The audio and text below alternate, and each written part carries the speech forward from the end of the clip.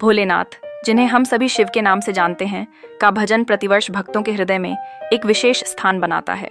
ये भजन केवल एक गीत नहीं है, बल्कि ये तो प्रेम, श्रद्धा और भक्ति का असीम सागर है। जब हम AUM नमः शिवाय का जप करते हैं तो इसका प्रभाव हमारे मन और आत्मा पर अद्भुत होता है। शिव की आराधना में हमें उस आध्यात्मिक शक्ति और शांति का एहसास होता है जो हमें कठिनाइयों से लड़ने की प्रेरणा देती है। भोलेनाथ की विशेषताओं में करुणा का अद्वितीय रूप दिखाई देता है।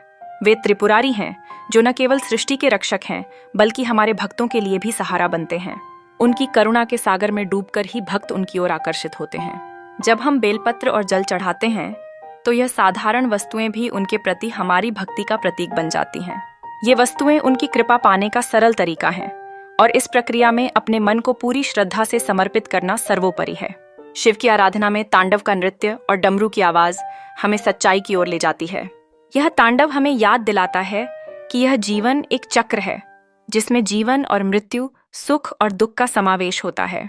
जब हम यह समझते हैं कि भस्म में लिपटे महादेव हमसे सीधे जुड़े हैं, तब हम अपनी कठिनाइयों को छोड़कर बृहत्तर दृष्टिकोण से देखने लगते हैं।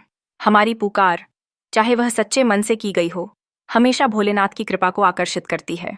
जय शिव शंकर और जय गंगाधर के उद्घोष में शक्ति का भंडार छिपा है।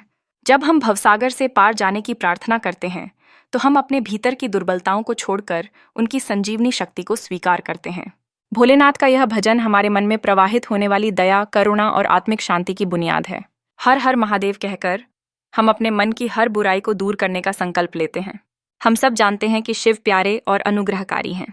उनके भजन को गाते रहना हमारी भक्ति की पहचान है।